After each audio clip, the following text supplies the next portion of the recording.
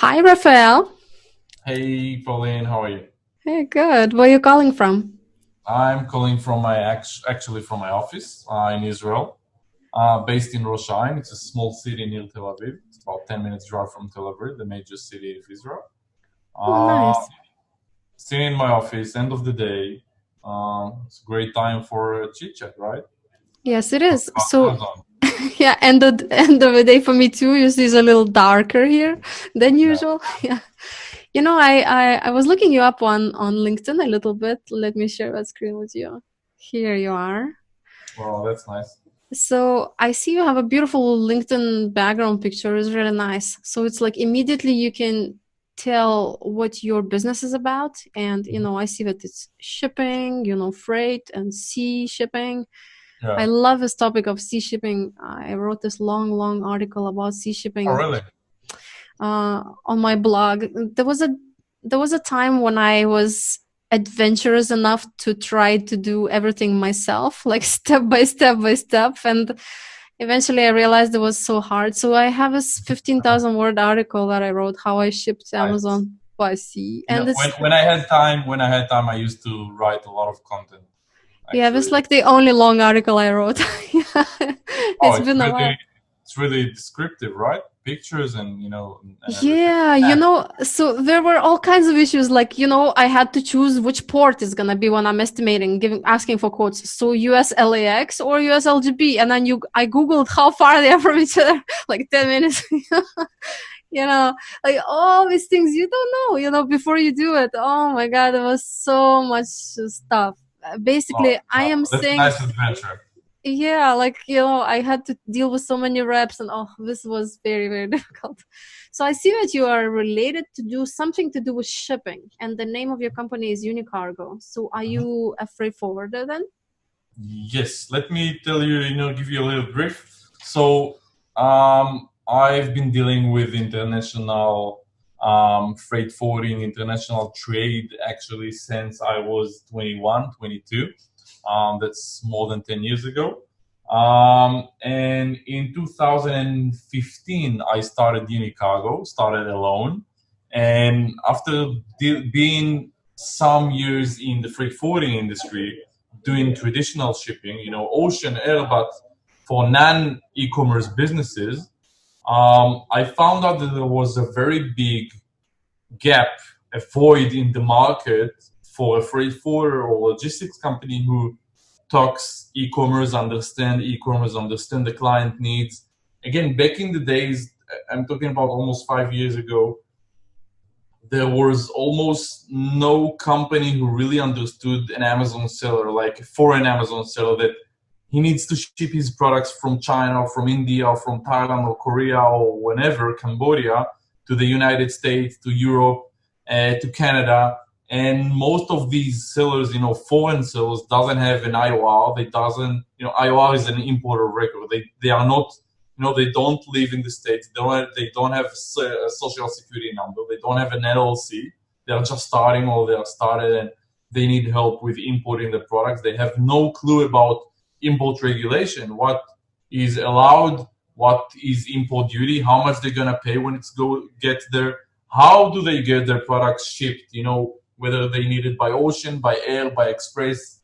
And there was a very big gap in knowledge. Nobody really knew because from my experience, Amazon sellers, people who deals with e-commerce are they are pretty new to international trade, right? They learn how to deal with Amazon and they all of a sudden they now need to import, they need to manufacture, they need to understand quality control, they need to understand branding, marketing, and now international trade, shipping, logistics, importing, all that big knowledge started, to fall on them, and they really needed professional help. So I understood that, and I started Unicargo.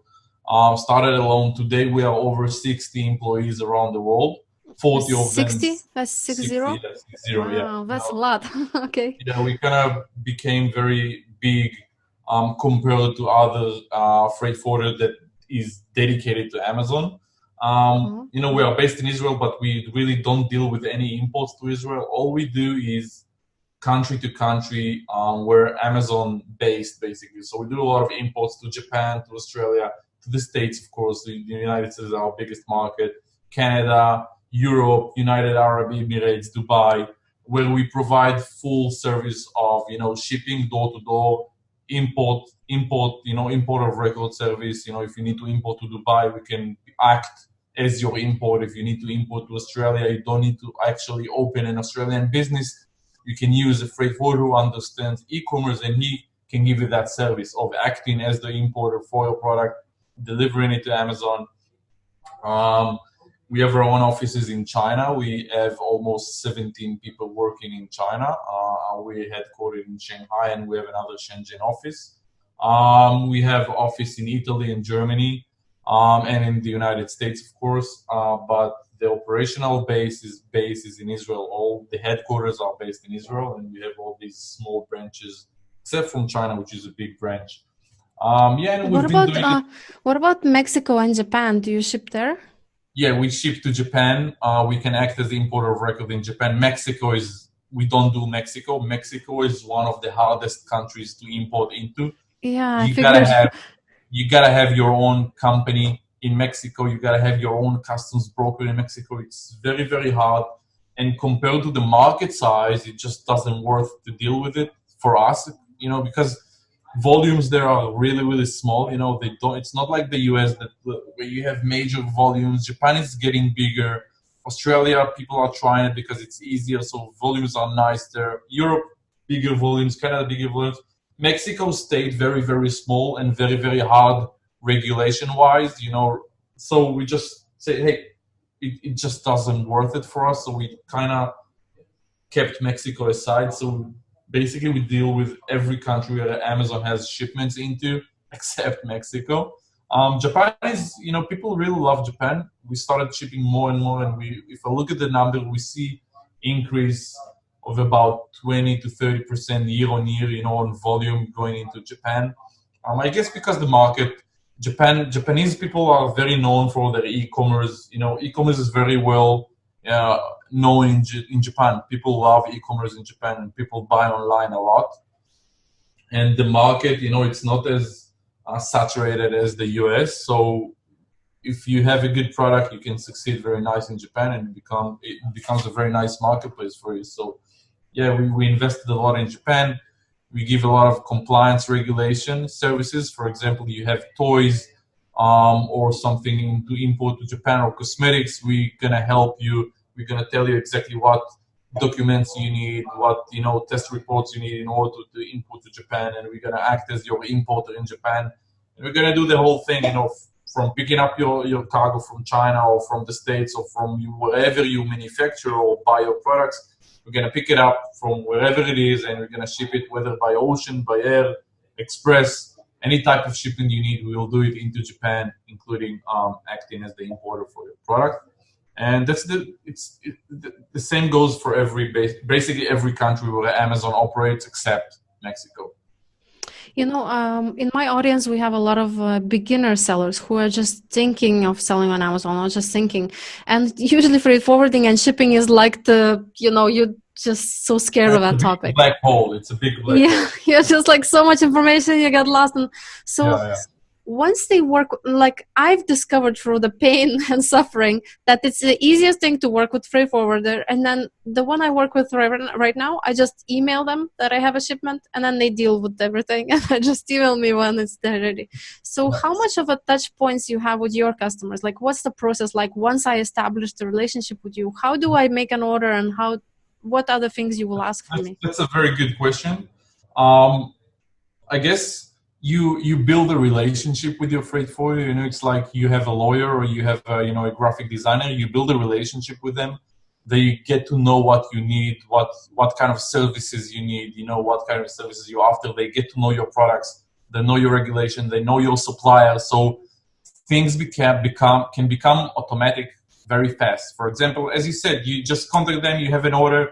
They know your suppliers. They know your product. They know your market. They know your regulation. So it's pretty much automatic for them. So the process for us is, once we onboard a client, for example, a client will come to us through website, through email, through a phone call, through WhatsApp, through a referral, or people come to us from many different places. They'll get to our pricing department. Our pricing department will get their needs very briefly. Hey, what's your commodity? What's the volume of your shipment? What's the gross weight of your shipment? Where do you ship from and where do you ship to? When is the cargo ready? And they'll give them a quote pretty fast. Our motto is to give, try to give the quote as fast as possible. Cool. If you are, if you start in production and you don't even know your final destination, we still can give you kind of an estimate to know, so you can have, a rough number of what your logistics cost going to be like. This is so good, because it was such a chicken and egg problem, like the forwarder says, until I know the address, I cannot tell you the quote. And then I don't know the address yet until I create a shipment, So it was like... I want to show you something that we are actually developing, and it's going to be live in 2 weeks, and you're going to love that. We kind of built a Amazon shipping calculator where you don't even need to contact the freight forwarder. It just logs in. I want to share my screen with you. Okay, cool. Share. All right, here it is. Share screen. Share. So you see it? Yeah, I see. So that's the draft of the application. Basically, you're gonna go there. You're gonna tell us, hey, have you started productions? Because if you haven't started production, you can actually give us just an ASIN or a competition ASIN, or just put your unit sizes and how many units you want to order. We will do the calculation. We will understand what's the volume is going to be, what's the gross weight is going to be. You're going to tell us origin, where you ship from. So, for example, China. And you're going to choose an Amazon warehouse. Or if you don't have an Amazon warehouse, you can just leave it as FBA warehouse. And as you see, it'll go to the next step. It'll give you kind of a summarize of everything, and then instantly you'll get costs for express, by air, by ocean, and by regular air. So you'll just have an estimate instantly of every type of shipment you're gonna need. And you don't need to speak to anyone. You can lock your rate. If you like the rate, you can lock it and start an order from there. And we are pretty much finishing with it right now, and it's gonna be massive. I'm really excited about that, because we have a lot of people that we know who are just researching a product, and they cannot talk to a freight forwarder, because most of the freight forwarder won't know what to do, because you don't have your master boxes. You don't know how many boxes you're gonna have. You don't know what's the gross weight per box, what's the size of the master boxes. Yeah, it's a new product. I don't know yet. Yeah. You don't know. So we've developed a way, because we have a lot of data, we deal with over 4,000 shipments every month for Amazon sellers. We really deal with thousands of shipments. So we have that massive amount of data, and we put our analysts into work, and we kind of formed a formula where we can actually give you an estimate that will be pretty much accurate, even if you don't have your shipment details. You just need to let me know. You can go to Alibaba and see what's the product size, and you're gonna tell me what's the product weight, or you can see it on Amazon. You put an ASIN into it. You're gonna tell me, hey, how many units you wanna order, and we will do, according to our data, we will do a calculation of what's your average order is gonna be like as total volume and total gross weight, adding up, packing materials, adding up the boxes. We did a lot of analysis, and with that, we can actually give you the price of shipping. And it's going to be pretty accurate. And wow, it's very, very useful. What about things like insurance, or this import, what is it called? The paper that you need to import? Well, basically, in order to import a general product, nothing special like cosmetics or medical devices, all you need is invoice and packing list from your supplier. I meant the bond or something like that it's called. Yeah, you have an annual bond and a single entry bond when entering the US. Annual bonds, it's only in the States. It's only for importing to the United States, bond thing. Basically, when you ship with an Amazon, with an Amazon freight forwarder, he knows that the new seller won't have an annual bond, so he'll already calculate that in his quote.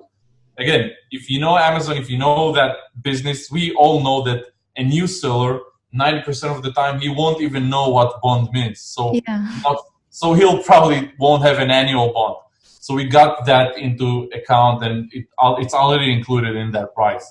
Okay. We understand that many of the new sellers don't have an annual bond, and they need to ride on our bond.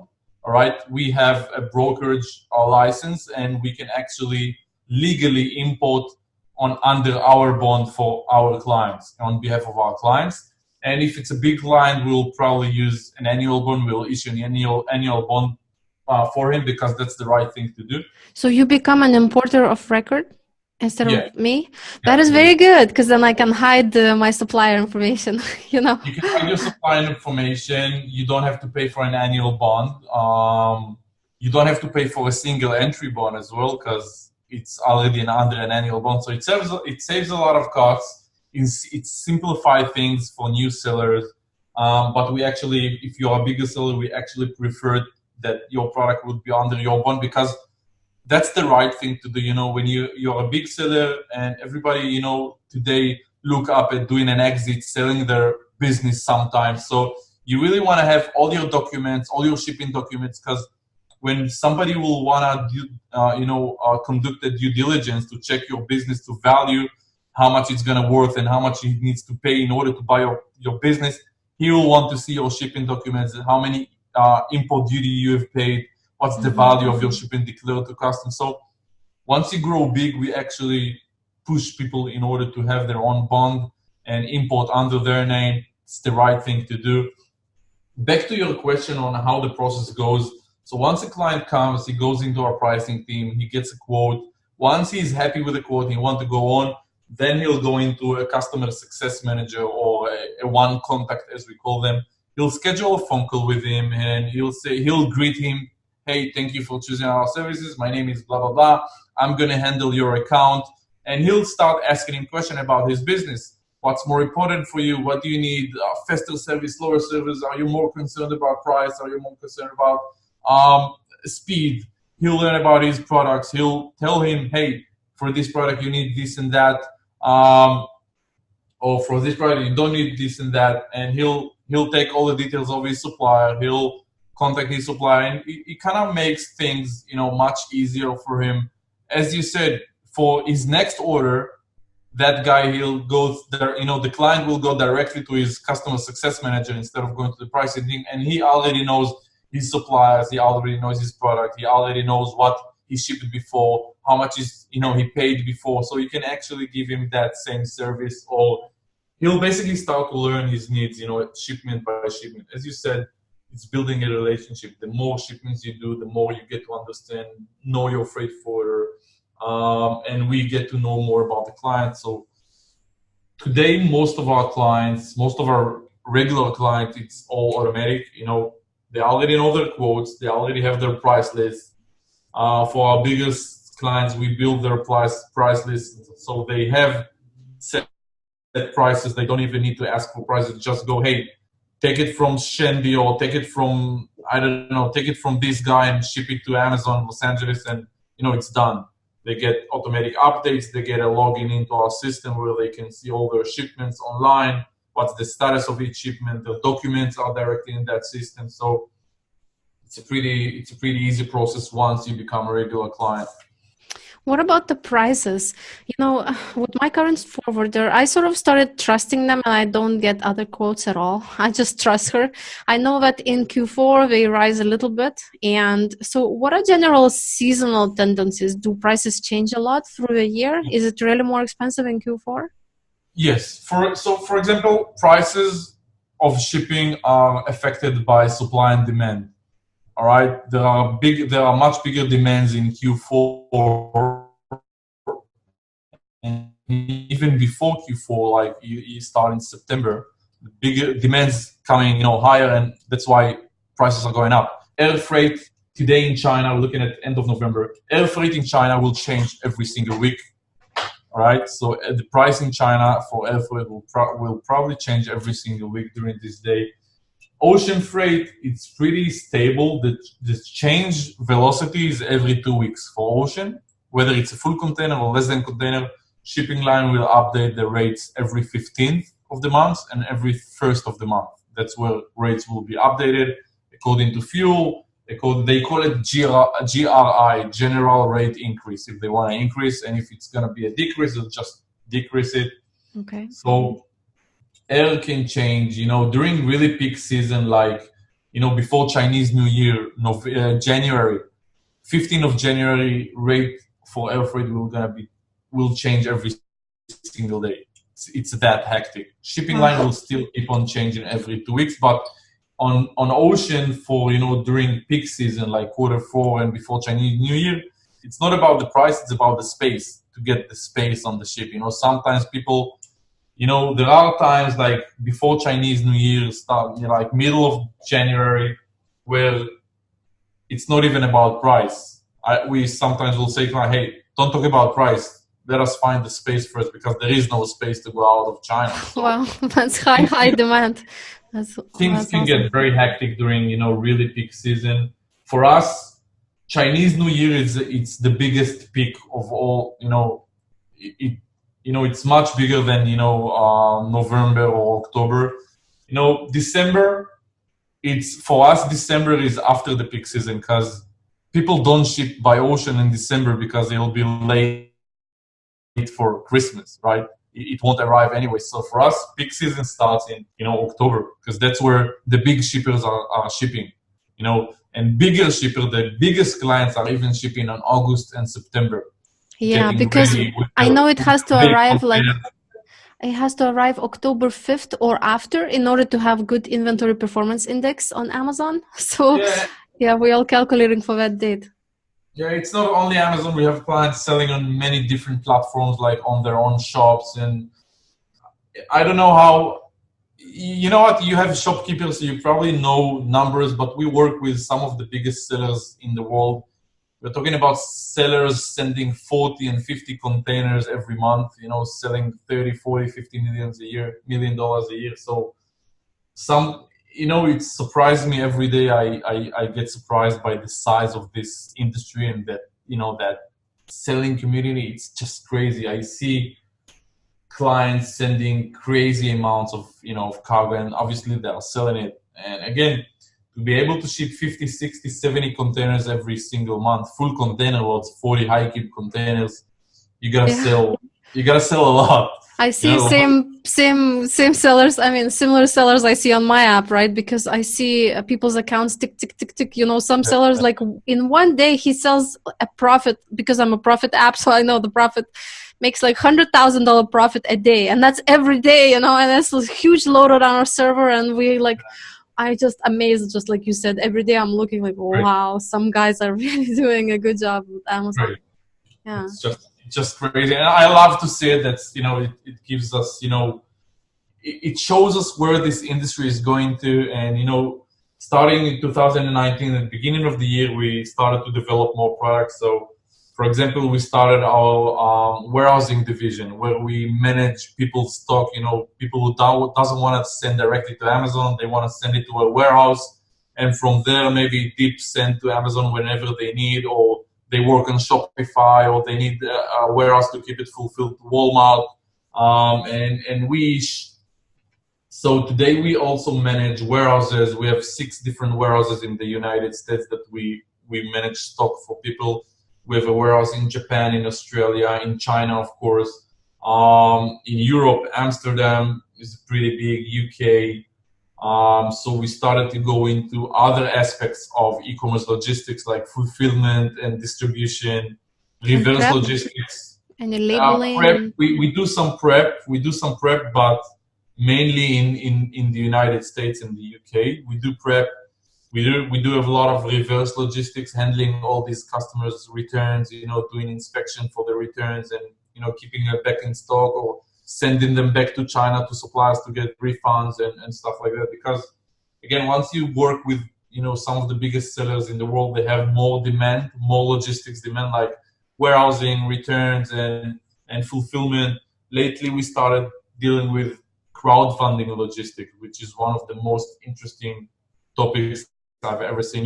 Kickstarter, Indiegogo projects, where somebody raises $1 million and now he needs to ship 20,000 units out of China to all over the world. Yeah. So we started to deal with fulfillment. 1 unit each. Distribution. Yeah. Yes, it's a B2C, basically, a product to an end consumer. So that's very aspect, that's a new product that we offer today in our company. And e-commerce, that the name, the subject e-commerce is so wide today. People can sell on. There are so many different marketplaces in Europe that many people don't even know, but these are big marketplaces, and e-commerce is just booming. It's growing by the day. It's becoming crowdfunding. It's e-commerce. It's people building marketing campaign based on product they have in their minds, and they raise $1 million, $2 million, $3 million. It's just crazy. Before they even invested in a product, it's just an idea, and people pay for it, and it's just brilliant for me. I think it's just brilliant. Think about it. You get $3 million in sales before you even manufacture one unit. But Kickstarters have this problem with delivering on time of what they promise. The problem. Yes, 90% of people doing Kickstarter campaigns, 90% of the people there on their first time, they lose a lot of money on the logistics because they do a lot of mistakes, and that's something we are trying to master right now and give a lot of consulting and compliance about that. Because you need to distribute it all over the world. You have Europe where you have VAT and taxes issues, and they give kind of an all-in price, and then they see that they lose on the shipping. So I sold this product in Kickstarter for $200 a unit. Now I offered free shipping. I said it's going to include the shipping now, but they didn't think that they have now 20% import VAT on their product. So now they have $50 only on import duty. Hey, do I put it on myself? Do I charge my client? I already promised them free shipping. It's a mess. It's just a mess. So a lot of people actually losing money on their logistics on their first campaign. If they go on to a second campaign, they learn from their mistake. But we see that a lot of people actually do a lot of mistakes on those type of e-commerce adventures. And that's why we've decided to go into that and, actually educate people. And again, we already started doing some campaigns with people, and we've done these projects before. I'll probably by mid next year, once I'll have about 20, 30, 40 projects under my belt, I'll start, teaching and lecturing about doing crowdfunding logistics the right way. And it's a very interesting topic, and that's another aspect in e-commerce that is growing very fast. That's a great idea, because none of the forwarders even have a clue about that. Yeah. So it's nice that you find niches that are still unexplored. Yeah, it's great. That's one of my that's one of the best things one of the most things I like to do. I really love finding that places where people don't really know, and it's a new area, and it's booming, and there isn't a lot of experts in that, and I love to become that expert and then give it away, give that content, give the knowledge. But basically that's how I built my business. We became we are not a very big company, but we are not a small company, but I actually built this company without putting 1 cent, without investing $1. All about content. The way I started the company, actually back in 2015, I went into all these Amazon schools, Amazon academies, people who are teaching Amazon, all these influencers, and I told them, hey, you teach people how to sell on Amazon, right? You tell them how to find a product, how to rank it, how to take photos of it, how to deal with keywords, PPC, blah, blah, blah.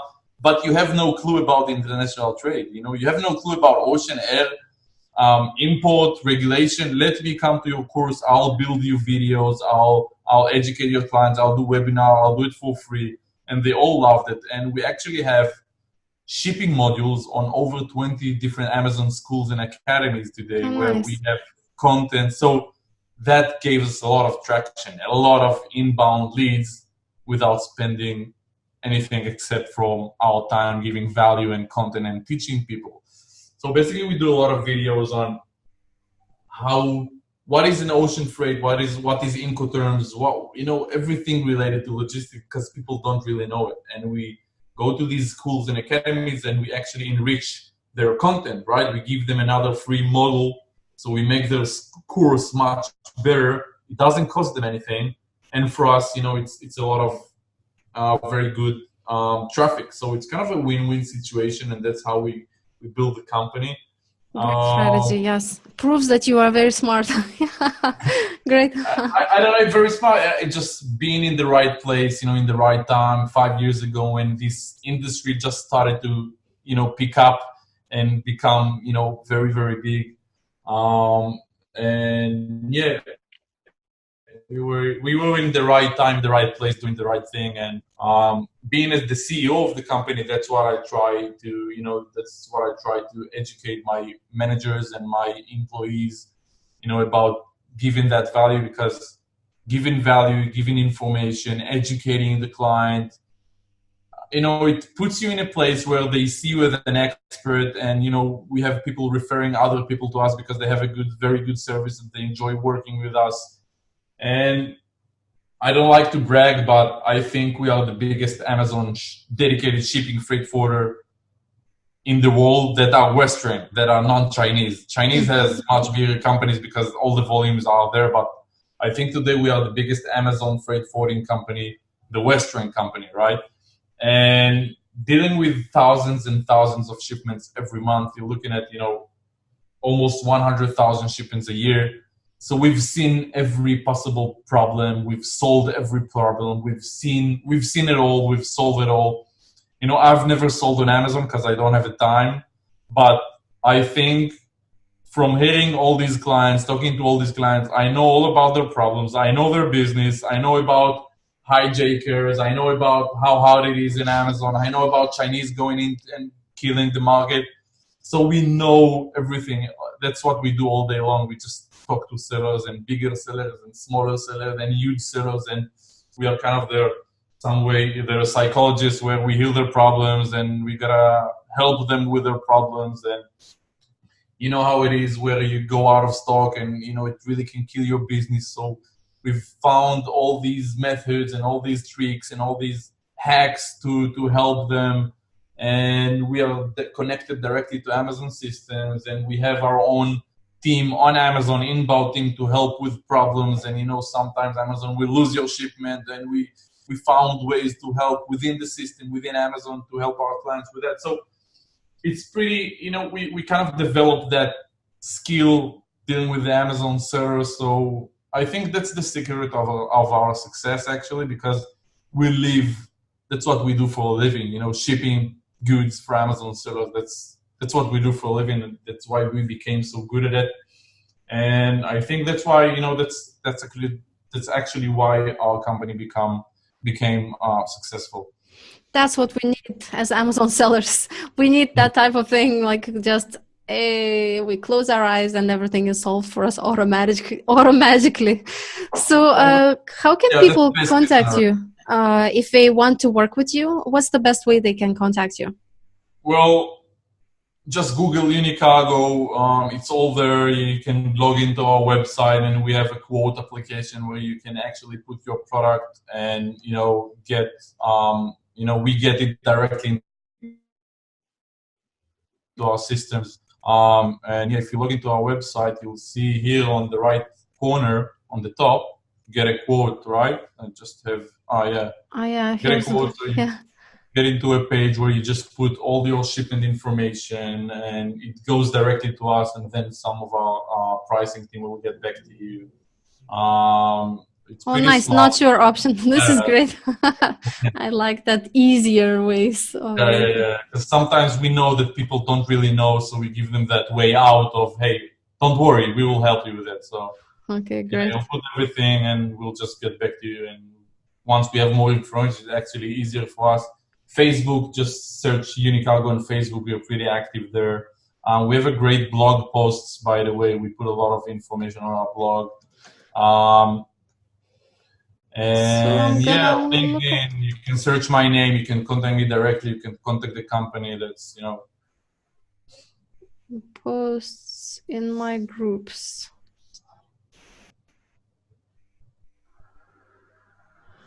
Okay, anybody recommends a forwarder? Probably you're in the comments. Yeah. And here, can anyone recommend? That's probably people recommending us, I guess. Yeah, I can recommend mine. Working with them almost 3 years now, shipping to FBA. Yeah. This is cool. So I guess they're all recommending you guys here. Yeah, I immediately need one, says. Yeah, Unicargo. Yeah. So I guess you have a good word on Facebook then. This is cool. You get a check mark. Cool. That's working in the e-commerce area, in the e-commerce space, you gotta give top-notch service, because if you don't, and if you do mistakes, or if you give shitty service, everybody will know it. As you see on Facebook, if you do a mistake, people will kill you on Facebook, and Yeah. we've seen it. You see sometimes post, hey, don't use this forwarder, they fucked me up, they did this, they did that. It's really scary. So you can't do any mistake as a service provider working on the online environment. If you do a mistake, everybody knows about it, and if you do a good job, everybody knows about it too. So you gotta make sure you do a good job, and that's how we call it social proof. When somebody asks, "Hey, I need a freight forwarder," and somebody else goes there, "Hey, I use this and that service provider; they are good." That's social proof, and that's very strong.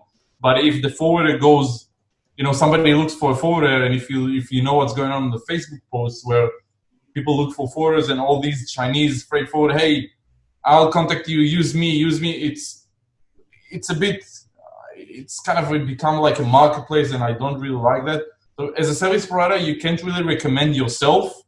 It's much more stronger if somebody else recommends you. It is. So, it's that's social proof. So yeah, that's why I join as many Facebook groups as I can for Amazon sellers. There's like 200 I've joined, and then I use it as a search engine. I just put in whatever I'm looking for, like Unicargo, and then you get feedback from all the groups.